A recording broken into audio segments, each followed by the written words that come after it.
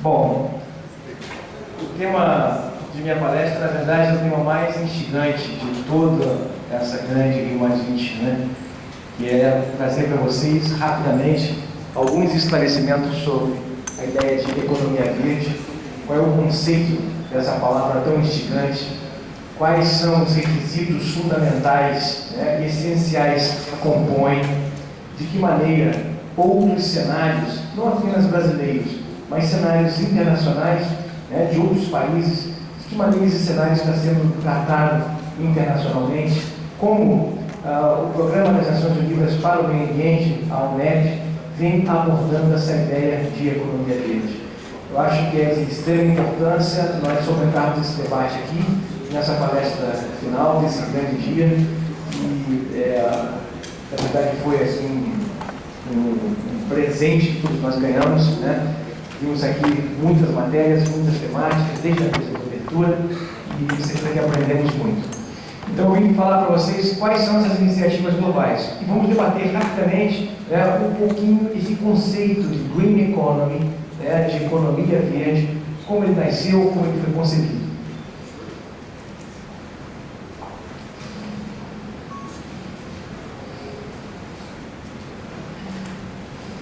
Qual é especificamente o conceito de economia verde, né? Todos esses conceitos que vocês estão vendo aqui são conceitos trazidos recentemente pelo último relatório elaborado pelas Nações Unidas, pelo Programa de Meio Ambiente das Nações Unidas, publicado agora em novembro de 2011. Então são conceitos novos, mas que já estão sendo considerados, sejam pelo grande comitê da Rio +20 e também pelos comitês preparatórios até da própria conferência. É impossível nós iniciarmos uma abordagem sobre economia verde sem antes fazermos uma reflexão daquela velha ideia de desenvolvimento sustentável que surgiu em Estocolmo em 1972, lá na Suécia. Ou seja, desenvolver a qualquer custo era aquela ideia naquela época. Ninguém imaginava de maneira alguma que pudéssemos ter novas práticas de desenvolvimento e tampouco nos incluir dentro desse conceito de desenvolvimento. O homem passa a conceber que ele faz parte desse conceito e a ideia de desenvolver a qualquer custo, ou seja, ambiente de um lado, homem de outro, cai por terra, ele se insere nesse conceito. Cria-se a ideia de sustentabilidade. Mas o tempo passa e, mais de uma vez, o mundo se reúne para rediscutir essa temática, debater novamente essa ideia de sustentabilidade e estamos no mesmo ponto e no mesmo ponto inicial. Vou explicar para vocês o motivo disso. Vejam só, desde a pré-história, nós seres humanos, né, temos sempre a vontade de nos destacar, de exibir nosso território, de defender o nosso território e nos destacar diante dos demais membros, dos demais pares. Por isso exibimos força, exibimos demarcação expressa de nossa participação na seleção do nosso grupo. Fazemos este movimento, que é um movimento de pinça. Os gorilas fazem isso, os chimpanzés fazem isso, os bonobos fazem isso, os orangotangos também. E nós, seres humanos, também fazemos. É um movimento inteligível, com condições de fazer uso de ferramenta. Para quê? Para estender a nossa força. Então, desde a pedra lascada, a pedra polida, a pedra polida, nós fizemos isso, né? Ou seja, transformamos o nosso modo de agir, estendendo a nossa força para o ambiente natural. O tempo passa, descobrimos a roda, o fogo, todos esses elementos, conseguimos fazer carruagens, fizemos nossos exércitos, cruzamos o Atlântico e descobrimos o Novo Mundo. Qual foi o elemento do ambiente natural? Madeira.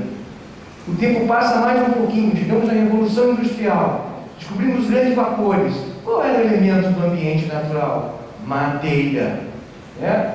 E chegamos no final do século XIX, início do XX. Qual foi o grande elemento do ambiente natural que fez com que o homem também repensasse os seus métodos produtivos? Petróleo.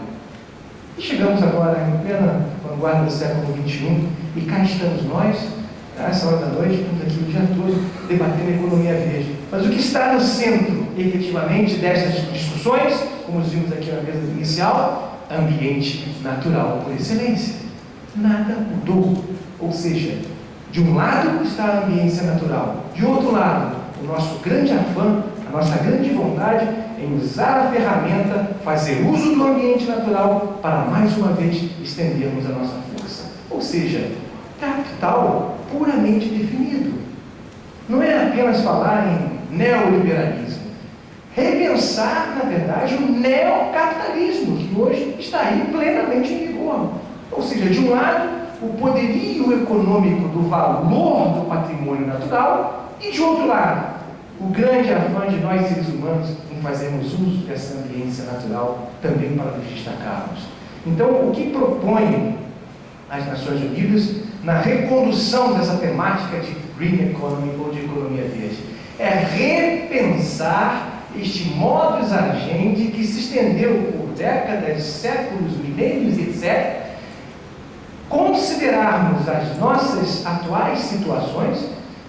Estamos assistindo muitos outros cientistas de renome, de USP inclusive, questionando o IPCC, dizendo que é falácia, informando que aquilo ali é apenas para valorar outras matrizes energéticas e desprivilegiar outras. Quer dizer, o tempo passa, as iniciativas também passam e, mais uma vez, centramos sobre a principal coisa que mexe com cada um de nós aqui.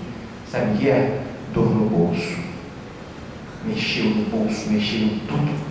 Mexeu em valores, mexeu em princípios. Se você chegar na sua casa sem dinheiro e disser para sua esposa ou para o seu esposo que você não tem dinheiro, que você está falido ou falida, essa palavra assusta qualquer um. Você reconduz o seu modus agendi e o seu pensamento. Você hierarquiza, certamente, a sua área de atuação e delimita poder.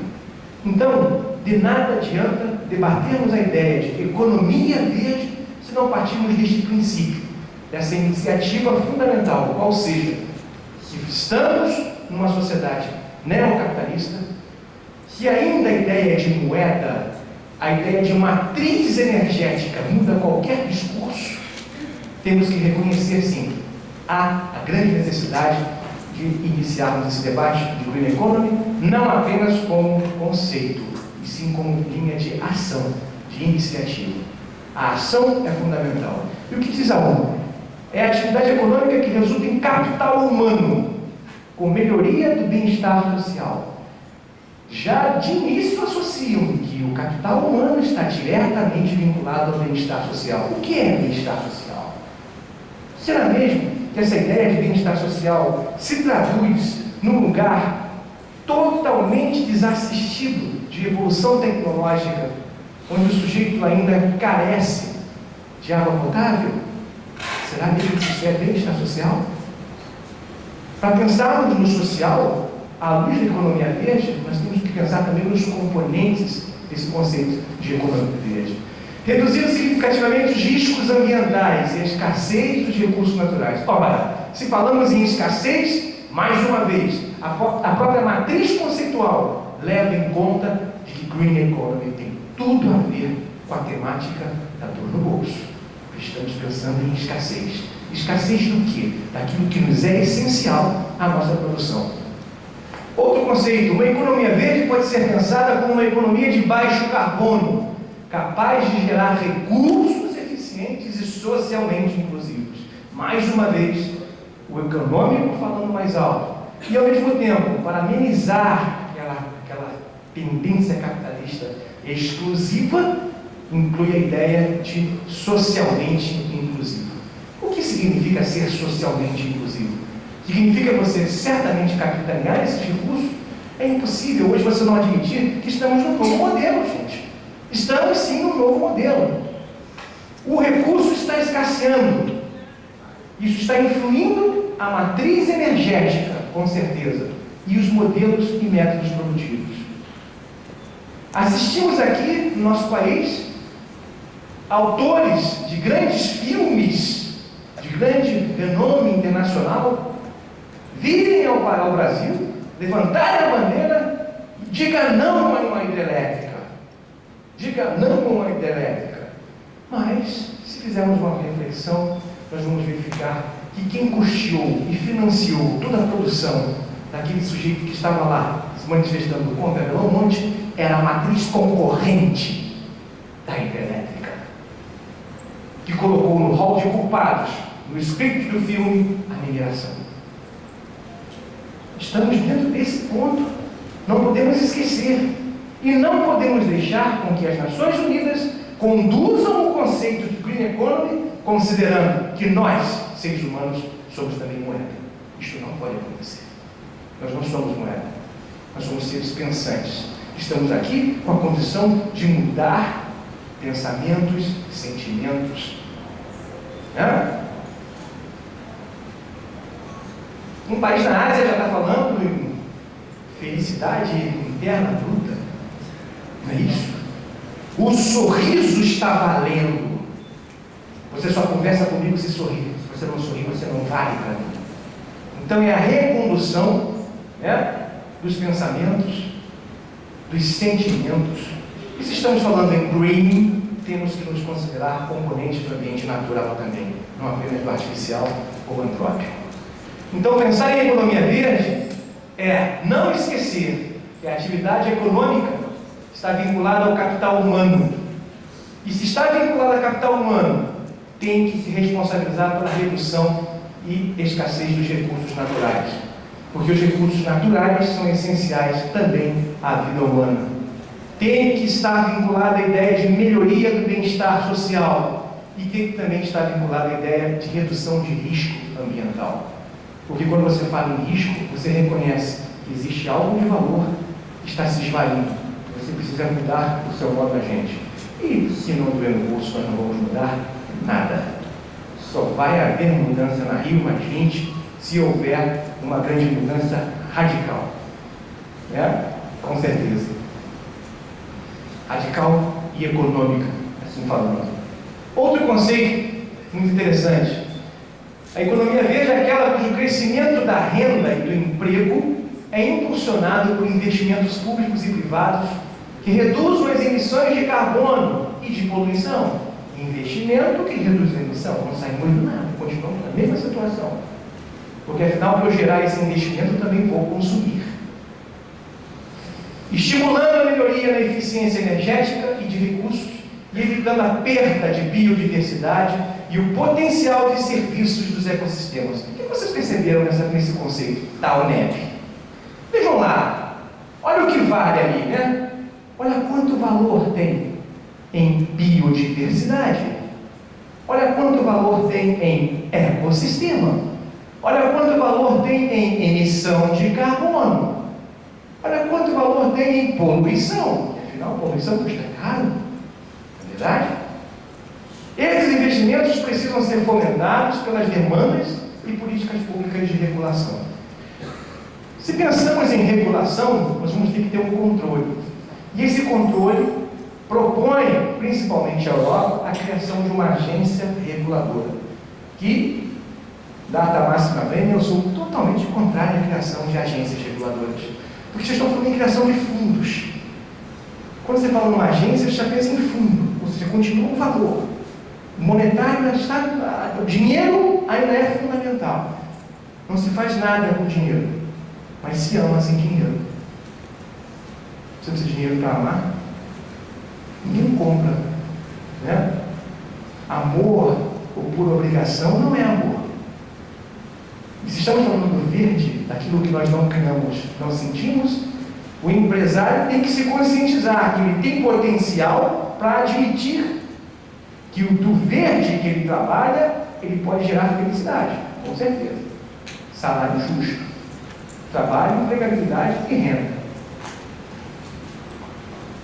Como é que nós podemos apurar essa ideia de economia verde? Grande dúvida da Rio +20. Não se tem ainda um processo de certificação ou de selo. Há uma tendência, por parte de alguns doutrinadores, de que deve haver um selo que garanta que aquela prática daquela empresa é economia verde. Que deve haver um organismo internacional com condições de certificar que aquilo que aquela empresa faz traduz em economia verde. Mas temos que ter muito cuidado, porque meu grande receio é que depois que se cria um selo, este selo pode ser conduzido por alguns interesses e começa a ser também comercializado e vira mais um produto. Nós já assistimos isso desde a Idade da Pedra. E se o momento agora é para mudar, temos que mudar, senão vamos novamente repetir o mesmo erro. A UNEP está trabalhando com parceiros como a OCDE, que é a Organização dos Países aqui, né, da América do Sul, e principalmente em conjunto com a Organização Econômica Europeia, para debater essa ideia de que maneira criar um indicador para a ideia de Green Economy, que não se tem, né, para a ideia de governança socioambiental. O Banco Mundial também está trabalhando esses indicadores, mas ninguém apresentou nada até agora. Todo mundo apenas está fazendo um grande brainstorm. Esses indicadores partem de quadros existentes, onde os governos serão capazes de escolher, de acordo com as suas circunstâncias nacionais, tais como a estrutura de sua economia, seu habitat natural, dotação de recursos, etc. Ou seja, a UNEP remeteu a cada país, como assim fez a Convenção da Biodiversidade, né? A Convenção diz que cada país é responsável pelo seu recurso natural. Cada país. Então, a UNEP remeteu para cada país esta avaliação dos seus componentes essenciais, a descrição e valoração daquilo que entendemos como prática de economia verde. 3 grupos foram identificados. O primeiro deles, os indicadores econômicos. Ou seja, eu tenho que levar em consideração, para chegar à ideia de economia verde, que a participação dos investimentos, ou a parcela da produção e do emprego nos serviços que atendem a um padrão de sustentabilidade, como, por exemplo, aquilo que estamos já chamando, né, de PIB verde. Eu tenho que avaliar de que maneira aquela prática, que disse ambientalmente correta, tem condições de contribuir para a eliminação da pobreza. Não esqueçam isso, gente, porque todo mundo está pensando só em economia verde, mas o tema principal da ONU é economia verde e compromisso para a eliminação da pobreza. Então a empresa tem que saber administrar bem isso. Porque, primeiro, muitas empresas já estão dizendo por aí, são grandes empresas que dizem que eu não sou governo, então eu não tenho esta obrigação. Eliminar a pobreza é problema de política pública. Não tem nada a ver com a empresa. Está errado também. Porque se hoje a abordagem da ambiência, seja ela natural, artificial ou cultural, ou até mesmo do trabalho, ela é transdisciplinar. Ela não pode ser individualizada. Então este compromisso também é transdisciplinar. É do governo, é da empresa, é da ONG e é de cada um de nós. Esse compromisso sério de contribuir através de uma prática econômica para a geração de economia, renda, empregabilidade e etc. Os indicadores ambientais, intensidade e eficiência de uso de recursos, ou a poluição em qualquer nível setorial, ou em toda a economia, por exemplo, o uso de energia, ou o uso do famoso PIB, né, da água, ou PIB da energia. O que é isso? Já estamos começando a tratar, a ONU já começa a avaliar os recursos naturais como componentes linkados ao PIB. Nós já temos a ideia de PIB não vai se vincular, à luz da Green Economy, apenas à questão financeira. Nós vamos ter que ter produtos internos, né, voltados à temática não apenas do financeiro, mas sim qual é o teu valor do seu componente da biodiversidade, por exemplo. Qual é o teu valor do componente do acesso à sadia qualidade de vida? Tudo isso contribui para uma nova visão, né, de indicadores de Green Economy. E também há outros indicadores agregados, né, de progresso e bem-estar. Isso aqui que é talvez um dos mais fundamentais indicadores. Eu preciso conhecer de que maneira aquele empregado de uma grande empresa que gera Green Economy se satisfaz e se sente bem na condição em que está sendo empregado. Não adianta você ser uma fábrica de geradores eólicos. De que adianta você ficar produzindo um gerador eólico se quem produz esse gerador não tem acesso a sadia qualidade de vida, não tem uma condição socioambiental adequada, não tem acesso à cultura, não sabe ler? O teu gerador é uma ferramenta para a Green Economy, mas você não pratica a Green Economy, porque você tem na sua pegada ou no seu currículo, né, no seu histórico de produção, fatores que não lhe autorizam a atribuir essa pecha na sua produção.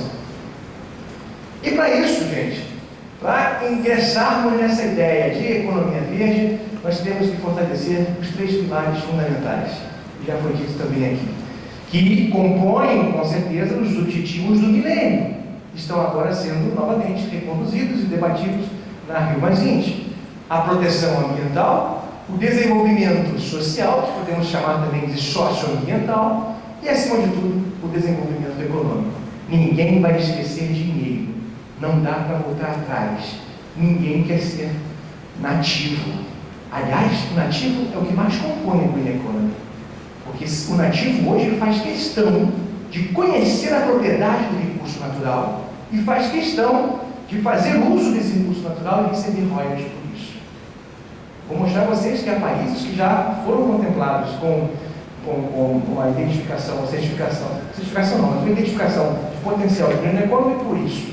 Porque o ribeirinho deste país tem a consciência de que ele está ali, mas que o que ele faz vale. E ele trabalha com prazer, e não por obrigação. Como é que uma economia verde contribui, né, para o desenvolvimento sustentável? Vamos quebrar isso aqui, tá, gente? Pô, o ambiente não é mais visto como um receptor passivo de resíduos gerados pela atividade econômica, ou como um de muitos fatores de substituição de produção. Temos que quebrar esse paradigma que nos foi selado há mais de 40 anos. Vamos parar de ver o ambiente como sempre aquele ambiente que está sendo destruído pela atividade antrópica. A Green Economy não vem com essa ideia. Ela vem com a ideia de reconhecimento de que é através do desequilíbrio que você consegue gerar soluções para se atingir um possível equilíbrio. É administrar, sim, essa crise ambiental que atravessamos e extrairmos dela algumas soluções efetivas. Em uma economia verde, o ambiente é um facilitador do crescimento econômico e bem-estar humano. Não é mais um problema. Se você olhar para a sua atividade, não olhe para ela sobre o que ela está gerando de negativo. Olhe para ela porque ela pode gerar de processo produtivo. Produtivo em quê? Em equilíbrio do ambiente, em componentes do ambiente. Uma vez que os pobres são os mais dependentes da base de recursos naturais para a sua subsistência, principalmente os ribeirinhos, gente, quanto mais escassear a biodiversidade, a carcinocultura tradicional vai embora, a pesca tradicional vai embora, a produção de biodiversidade vai embora. E pasme, o dia em que o arroz ficou ameaçado pelo seu componente genético de padronização geral e extinção geral no Oriente, sabe onde foram achar o gene do arroz silvestre? Na nossa Amazônia. Por indicação de quem? De um caiçara, que disse: o arroz nasceu aqui, eu sei que ele tem esse componente. Foi um conhecimento tradicional associado, ancestral, que nós, no nosso país, temos lei para isso.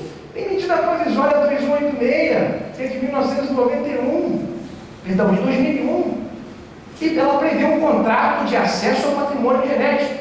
Tem que fazer contrato. Sabe quantos contratos de acesso ao patrimônio genético os Ministério Público Federal, que é o curador, nós temos assinado no Brasil? Menos de 100. E a lei é de 2001, a medida provisória. E até hoje, menos de 100. Todos eles são vinculados ao Conselho de Patrimônio Genético. Um pesquisador que encaminha um projeto para esse conselho, ele leva 4, 5 anos para aguardar uma aprovação.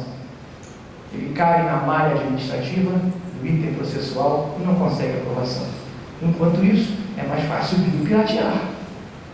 Você pode entrar na internet hoje e comprar sangue, comprar DNA, um cartão de crédito de indígena caritiana e Yanomami, online, por internet. Existe uma empresa americana, né, que comprou, veio aqui, biopirateou o DNA, que só eles têm uma resistência enorme ao diabetes, à hepatite, né, depositou em banco genético americano, e se você quiser agora você pode comprar cartão de crédito. Quem sabe um dia, né, isso vai te valer alguma coisa. Patrimônio de quem? Nosso. Não há no Brasil crime de biopirataria. Há uma infração administrativa, mas crime não existe.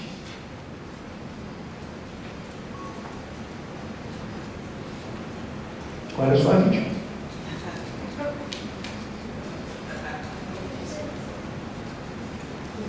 para mim, por favor. Como é que a economia verde pode contribuir? Não é apenas eliminando pobreza, gente. Não é só isso. É compor a ambiência natural como um elemento garantidor do sustento daqueles que conhecem o recurso e dependem dele. O principal indicador de desequilíbrio socioambiental hoje é aquele que está lá diretamente ligado ao recurso. Porque aquecer o planeta, a biodiversidade vai embora. E quem primeiro percebe é quem está diretamente usando a biodiversidade. Eles nos alertam. Então, está no momento exato de nós reconduzirmos esse pensamento, retribuirmos a eles esse grande valor. Eles são os garantidores do nosso equilíbrio aqui. Eu sei que tem pererecas no mar na arco metropolitana, né? Mas foi a perereca causadora da descoberta de sambaquis. Porque se não tivessem descoberto a perereca, não iriam encontrar os sambaquis no entorno do arco metropolitano, aqui no estado do Rio de Janeiro. Né? E sambaqui significa o quê? Memória, histórico, origem. Quem mais sofre com a escassez de recursos são as populações tradicionais. Elas são as primeiras a perder, né, esse patrimônio maravilhoso. Pode passar. Essa mudança como economia verde, ela tem que ser vista como um caminho para o desenvolvimento sustentável. E tem que ser jornada, gente, não é destino. Não podemos botar full stop.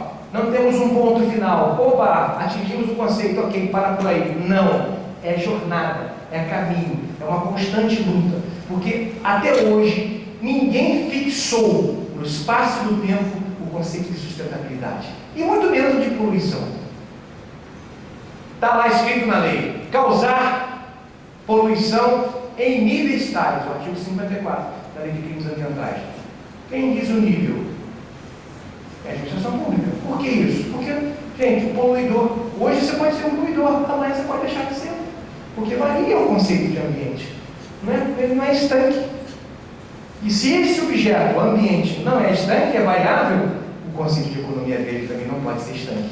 Ele tem que acompanhar a evolução conceitual. Tem um jurista francês, o professor Michel Trier, da Universidade de Londres, costuma dizer que o direito do ambiente é camaleônico. Por que ele é camaleônico? Porque ele consegue se adequar a qualquer área do direito. Você pode inventar qualquer direito. Procura que você vai achar direito do ambiente ali. Vejam aqui, por exemplo, eu fiz questão de separar para vocês o PIB per capita versus o lixo sólido municipal per capita. O que o país produz de resíduo sólido, né? E qual é o PIB per capita que tem. Veja que os Estados Unidos têm um PIB per capita alto e também um altíssimo índice de produção de resíduos sólidos. Vejam nós, Brasil, né? Um PIB baixo e, em compensação, quase idêntico também ao número de produção de resíduos sólidos. Quase com equivalência. Veja a China, onde está. Dados trazidos do último relatório do Green Economy da ONU. Pode passar. Como é que uma economia contribui para o desenvolvimento sustentável? Atingir o patrimônio humano, melhorar o bem-estar social e reduzir os riscos ambientais e a escassez de recursos naturais. Não mudamos nada. Continuamos em Estocolmo, 1972. Mesmíssima coisa. Só evoluímos a temática em relação ao conceito, mas o princípio ainda continua o mesmo. É o uso, é a disposição e também a valoração. Senão não falaríamos em economia. Pode passar. Pode? Pode passar isso também? Mitos. Há uma troca, inevitavelmente, entre sustentabilidade ambiental e progresso econômico. Outro mito: a economia verde é um luxo que apenas países ricos têm condições de sustentar. Mito: qualquer país pode ter economia verde, principalmente os mais ricos em biodiversidade, em recursos naturais, em resíduos em recursos hídricos, em política de resíduos sólidos. Pode passar? Aqui, por exemplo, né, nós temos, em nível de comparação, alguns países, né, o inverno não está dando para enxergar eles pela cor, mas não dá.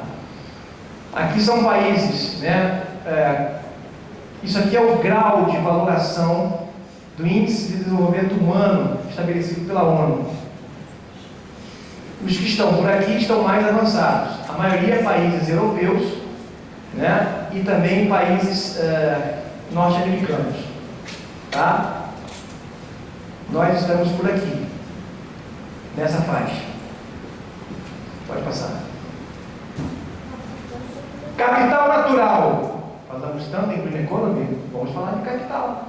O que é o capital natural? Quanto vale a Floresta da Tijuca?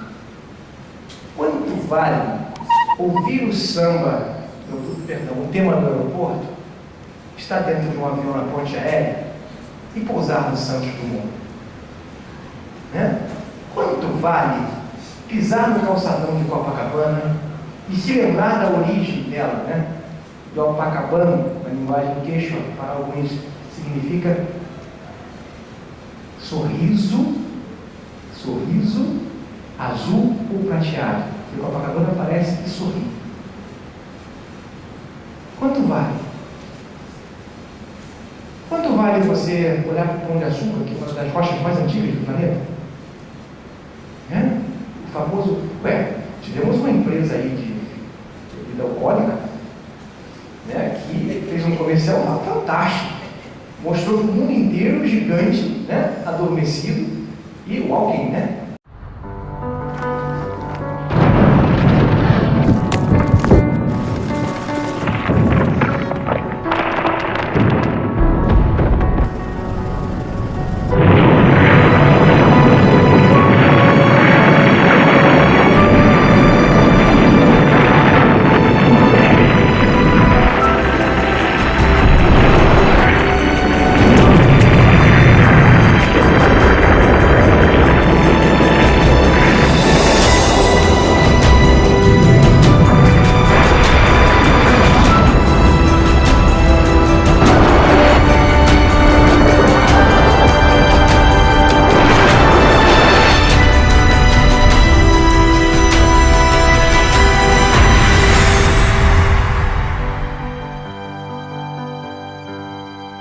Johnny Walker.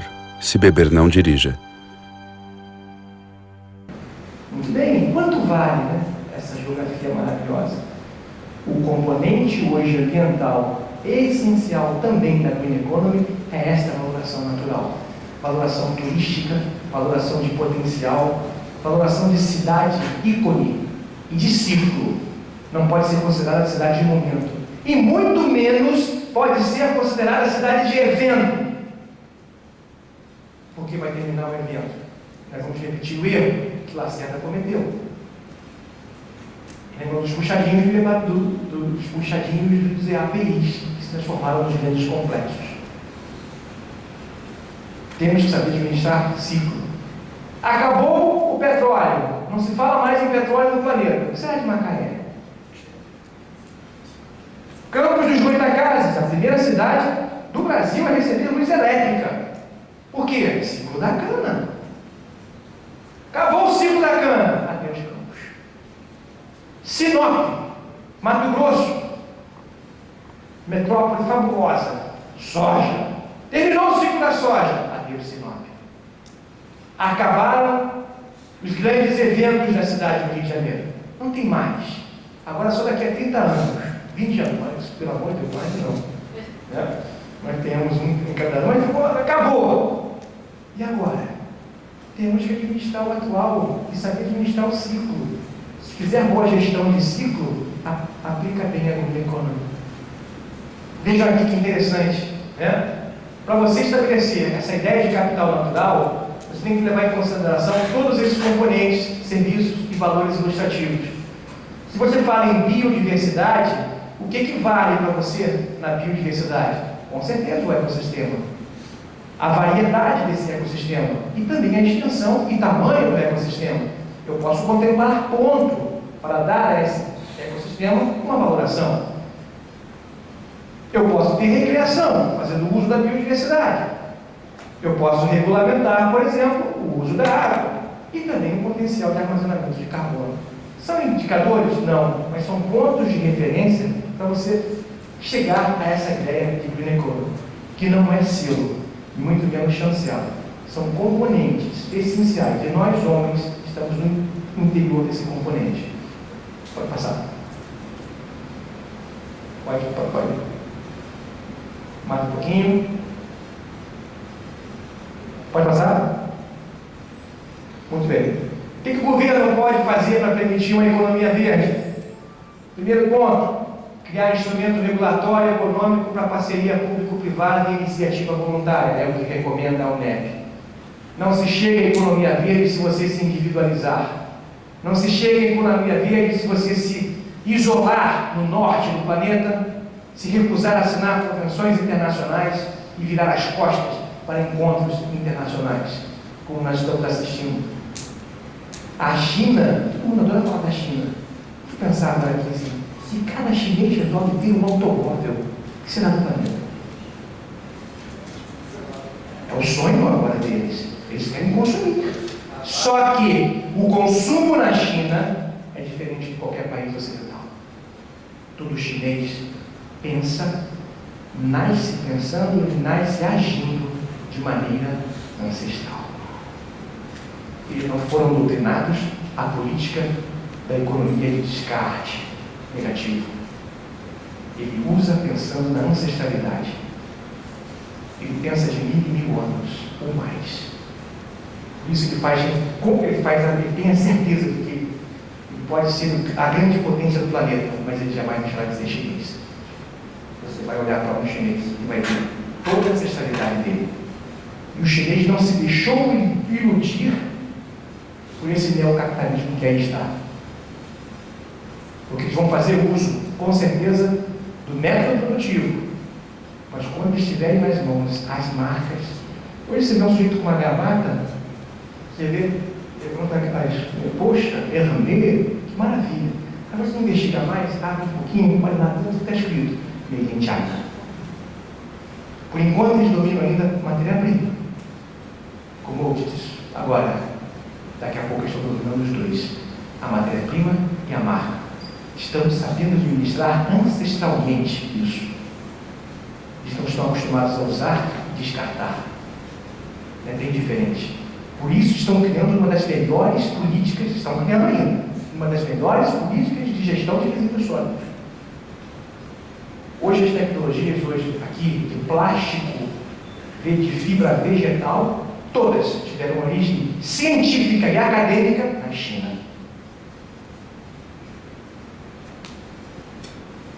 Recebi uma equipe de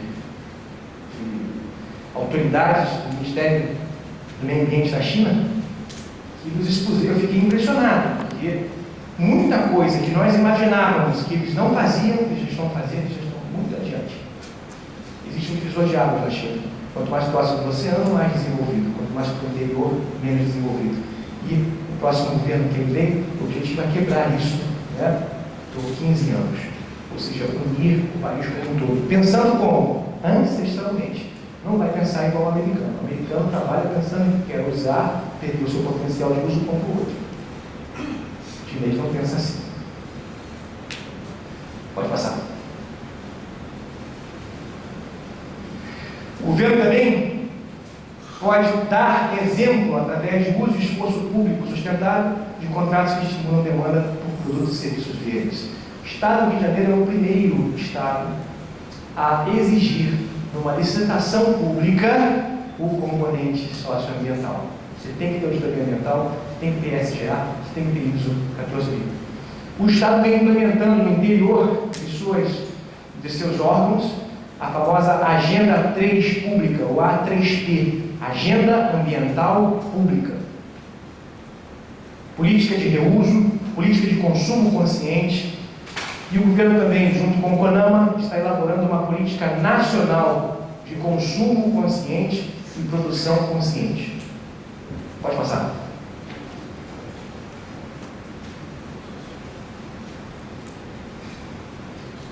Vejam lá, o uso racional dos recursos naturais e bens públicos deve estar diretamente ligado à ideia de gestão adequada dos resíduos gerados dentro da administração pública.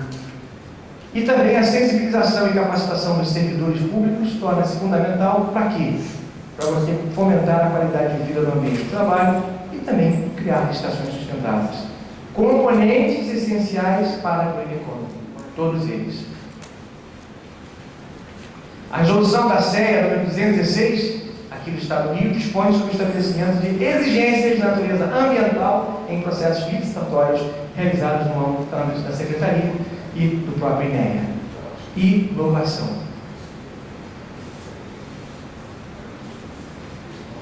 Pode passar? Como é que a economia verde estimula e gera empregos? Grande desafio. Ela cria postos de trabalho em uma ampla gama de setores da economia, como emergência de novos mercados e crescimento, tal como agricultura orgânica, energia renovável, retrofit de construção para eficiência energética, transporte público, vimos aqui, e recuperação de aterros sanitários, reciclagem, entre outros. Estes são componentes externos desta ideia de green economy. O trabalho é inverso. Nós temos que ir do problema até a origem da causa, e não da causa para o problema. Pode passar. Se eu tenho um empreendimento que é tido como green economy, ele certamente tem que gerar um emprego decente, com alta produtividade de trabalho, e alta é a coeficiência. O produto dele tem que ter o processo de produção com baixa emissão, e tem que ter a promessa mantida de proporcionar aumento da renda, estimular o crescimento e ajudar a proteger o clima e o meio ambiente. É o que diz a UNEP. Senão, não será economia verde. Tais empregos verdes já existem, e alguns têm visto crescimento elevado como resultado negativo, como resultado do investimento em eficiência energética. Podemos comprovar isso naquelas empresas que já desenvolvem. Nós tivemos uma palestra aqui, no último encontro, onde nós vimos uma empresa de tratamento de água, fazendo uso de plantas, aguapés, papiros, etc., para limpar a água e tirar a matéria orgânica da água. Isto é o início, né, desta concepção. Pode passar? Separei aqui algumas experiências de economia verde efetiva já ocorrendo. Cuba está na lista, né? Cuba hoje trabalha muito bem a agricultura orgânica. A transição de Cuba para a agricultura surgiu como uma resposta necessária à crise alimentar que tomou conta do país no início de 1990. Após o colapso da União Soviética e o embargo comercial de longa data, que seriamente comprometeu as práticas agrícolas na ilha, os produtores cubanos transformaram o declínio da disponibilidade de pesticidas, fertilizantes e petróleo em uma oportunidade de mudar. Para quê? Para a produção orgânica, com inúmeros ganhos ambientais, sociais e econômicos. Do problema surgiu, né, um resultado positivo. Pode passar. As políticas públicas também apoiaram a agricultura orgânica urbana através do Programa Nacional de Agricultura Urbana, que foi concebido para incentivar os agricultores urbanos a produzir diversificados produtos saudáveis e frescos. Moradores de Havana transformaram seus terrenos baldios e quintais em pequenas propriedades e áreas de pastagem para os animais. Isto resultou em 350 mil novos empregos bem remunerados, fora de um total de 5 milhões de euros. 4 milhões de toneladas de frutas e hortaliças produzidas anualmente em Havana, até 10 vezes em uma década. E uma cidade de 2,2 milhões de agricultura autossuficiente com os seus habitantes. Barbados, energia solar. A dependência de Barbados em relação aos combustíveis fósseis importados, principalmente, tornou-se uma das maiores preocupações ambientais da ilha. O Plano Nacional do Governo de Barbados para 2006 até 2005 foi projetado para corrigir essa dependência, aumentando a oferta de energia renovável do país, com especial destaque para o aumento do número de aquecedores solares domésticos de água em 50% em 2025. Os aquecedores solares de água são agora uma tecnologia de energia renovável, utilizada em Barbados, com instalações em quase metade das unidades da ilha. Coreia. O governo coreano implementou o sistema de responsabilidade estendida ao produtor. Esse sistema exige que os fabricantes e importadores reciclem uma certa quantidade de seus produtos.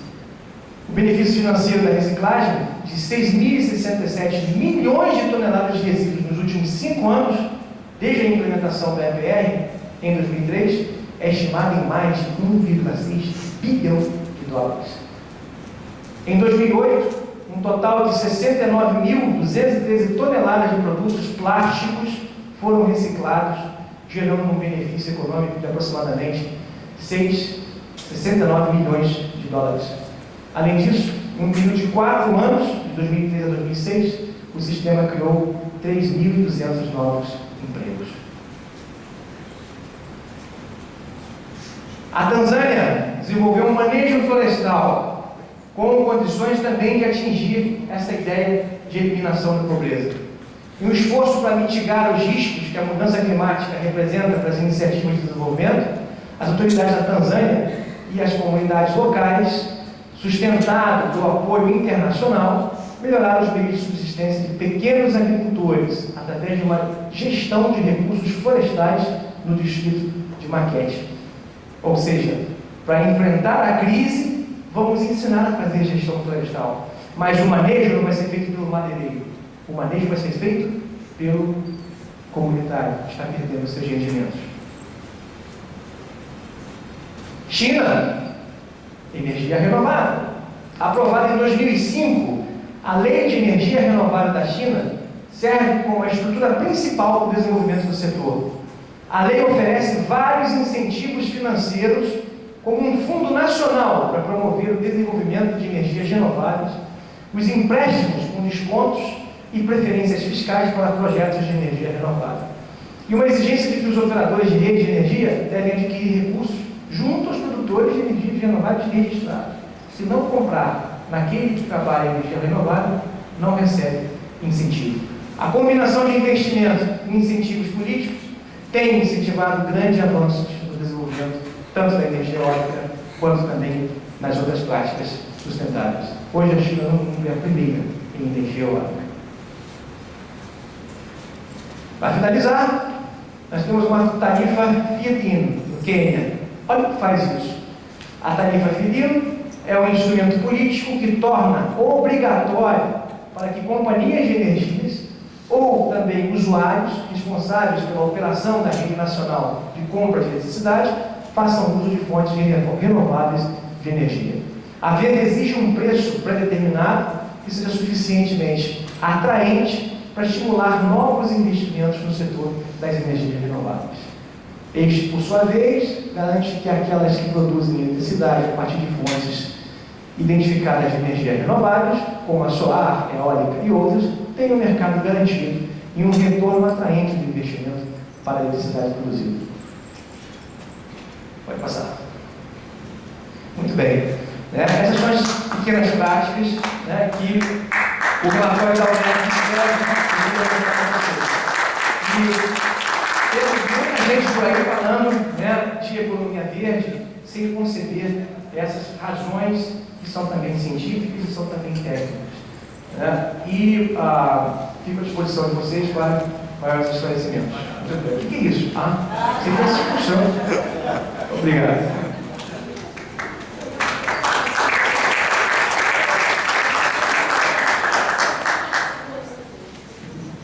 Perguntas?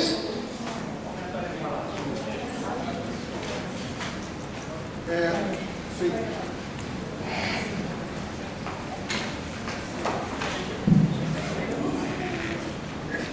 Professor, primeiro, o conceito de economia verde da ONU é muito vago, extremamente vago e não corresponde a nada.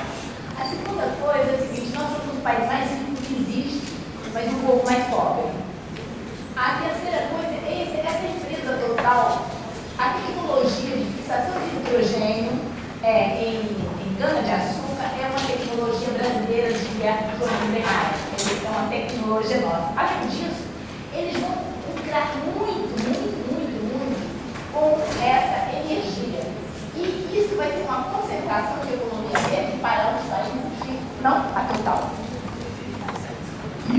talvez possa ameaçar, na verdade, as decisões internacionais, né, que serão debatidas na Rio+20. O grande problema está posicionamento do governo brasileiro, X, posicionamento dos grupos internacionais, Y. Pelo menos, o governo brasileiro opinou expressamente em relação à green economy, tendo como elemento fundamental essa ideia conceitual a economia inclusiva. O Brasil não aceita a ideia de green economy se você não justificar que essa green economy está promovendo a inclusão socioambiental. Posso completar? E a água que a gente vai exportar automaticamente? Porque nós somos os países mais ricos em água. A França é um dos países mais pobres de água. A Europa toda tem 3,8, o Brasil tem quase 1 litro de água. Essa exportação de água também não vai pesar, que é uma forma de exportar de graça. Primeiro ponto, a água é um bem de uso comum de todos. Segundo ponto, nós copiamos ipsis toda a política de gestão de recursos hídricos da França. E implementamos aqui no Brasil a nossa Lei Federal de Recursos Hídricos. A nossa característica é a cópia fidedigna. Assim fizemos também com IARIMA. Copiamos da EPA americana, cópia fidedigna. Perfeito? Porém, nós já aprendemos a desenvolver políticas próprias, como a de biodiversidade. A política de acesso à biodiversidade leva em consideração o protocolo de Cartagena, né, e quando ela foi criada, né, ela levou em consideração aspectos locais e regionais. Mas a hipótese do país, né, vender água para outro país, isso ainda não há nenhuma fundamentação de ordem jurídica ou legal para tal transação. Aliás, existe hoje uma prática intitulada hidropirataria. São petroleiros árabes que ingressam no Rio Amazonas, abastecem os seus tanques de petróleo com água e levam para lá, porque a Arábia paga $2 por litro para dessalinizar a água do volante. Mas não é isso que eu perguntei. Eu perguntei essa indiretamente, quando você exporta esse biodiesel, você está exportando água. Eu quero saber aonde fica isso. Isso não serve para é uma forma, porque quando as empresas francesas, ou qualquer outra empresa, Estados Unidos, passa por cidade, está pensando na água, né? Qualquer coisa, pensando na água. E essa água está voltando para lá de graça. Isso não está sendo considerado. Não tem nenhuma regulamentação para isso. Não tem, não existe. Até porque você não pode considerar a sua matéria, ou você trata como biodiesel, ou você trata como água. Tratar biodiesel pensando que é água, isso não existe em direito. Tem que saber identificar quais são os seus objetos dessa transação jurídica. Ou é biodiesel, ou é água. Se for biodiesel, você vai ter que aplicar todos os aspectos tributários e legais do nosso país que nós estamos exportando. Perfeito? Agora, exportar água, isto ainda não está concebido e, inclusive, contraria as decisões do Fórum Mundial de Águas. Tá? Porque cada país é detentor do seu próprio manancial. Ok? Há algumas bases americanas instaladas em cima de grandes aquíferos, né? Mas isso deixa para depois. Sambaqui. Sim. Sambaqui é, na verdade, um depósito de microconchas, né? Onde os nossos ancestrais, de uma idade com no máximo 3.000 anos, né? Eles, principalmente os que residiam próximos ou a grandes cursos hídricos ou próximo ao litoral, esses nativos, não esses ancestrais, eles faziam uso das conchinhas, as colavam com óleo de madeira e também com calcário e formavam seus artefatos, suas esculturas, né, seus brincos, seus colares.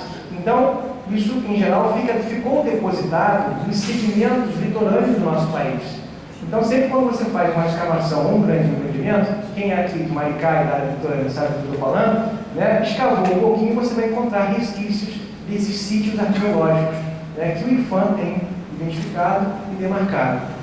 Lá no entorno do Arco Metropolitano, né, que é um grande empreendimento, juntamente com o próprio Comperj, né, com as escavações do Comperj também encontraram vários sambaquis naquela região dali, que está por aí.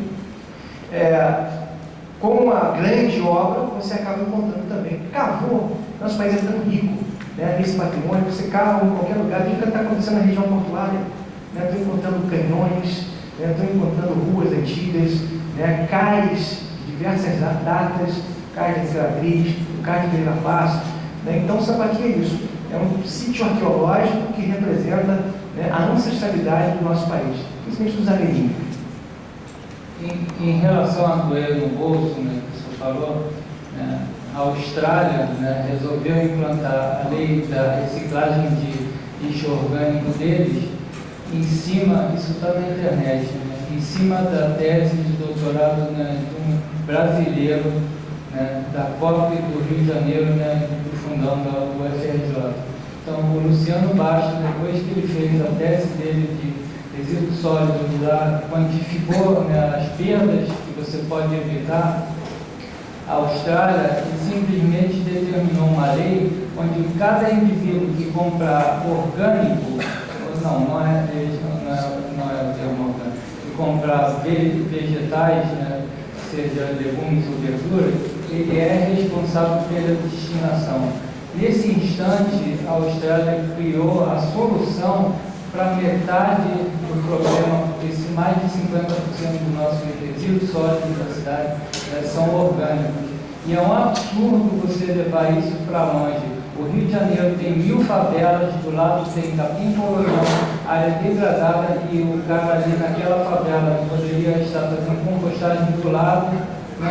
E nós fazemos o prazer de levar isso para longe. Era do Sul de Caxias, né? Era ali no Catiri, em frente à Vila Kennedy, onde essa população ainda fica doente com os gases da população rica.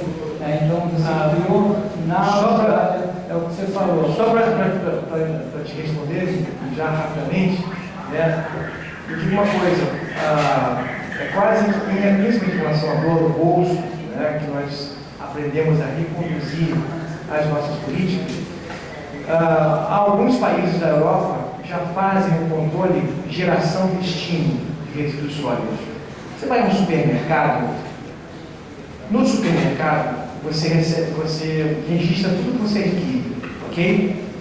O que você está adquirindo no supermercado é encaminhado para a empresa coletora de resíduos sólidos que você comprou no supermercado. Você comprou caixinha de leite da parte, né? Se você comprou latinha de sardinha, não importa, atum, sardinha, tá. Esse quantitativo, quando você recebe a notinha do supermercado, isso imediatamente é encaminhado para o banco de dados da empresa que fará a coleta de resíduos sólidos.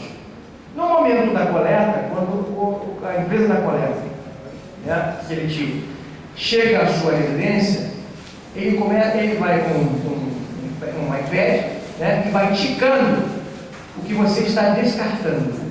Se houver divergência, você recebe uma autoridade do Ministério do Meio Ambiente para que você encaminhe a sua justificativa. Cadê, né, é claro que tempo de vida útil é considerável, na qualidade de produto também. Cadê o resíduo gerado pelo recurso que você comprou lá no supermercado?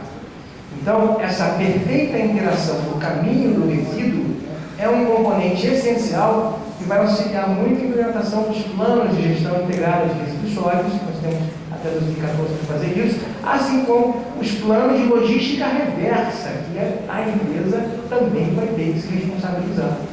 Então, aprendemos, na verdade, ensinamos na Austrália, né? Aprendemos como se implementa esse modelo, e agora, em resíduos sólidos, o Brasil tem inovado muito na sua política nacional. Mas eu acredito que falta exatamente aos legisladores brasileiros fazerem o mesmo que a Austrália fez, porque ao você obrigar o indivíduo que compra o vegetal, né, a Austrália hoje você teve biólogos brasileiros que estão em Brasília, né, vendendo www.minhocasa.com.br. Eles vendem minhocas porque foram lá primeiro, então o australiano é obrigado a fazer minhocas, porque ele vai ter que ele não pode jogar na rua o vegetal como ele comprou. Você tem que degradar em humus, então uma solução inteligentíssima que falta a nós somente. E natural. Bom, gostaria de agradecer a presença de todos e informar que estaremos aqui novamente no dia 15 de junho, né, aqui neste livro auditório, já com o Fórum de Prefeitos. Nós teremos prefeitos e secretários de meio ambiente.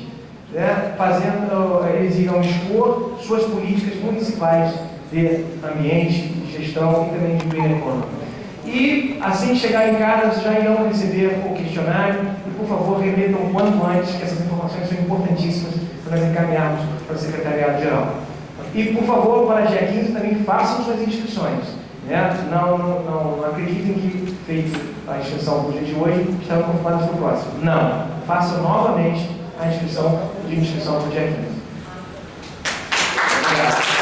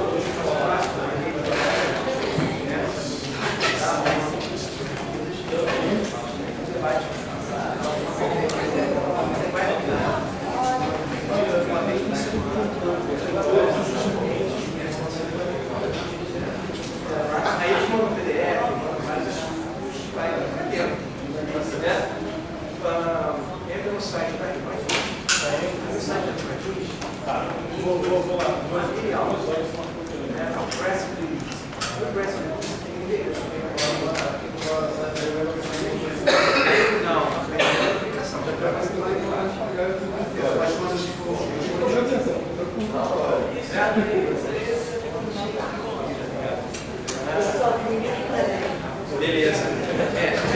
Tira quanto e-mail. Tá bom? Obrigado. Vamos lá. 12 horas.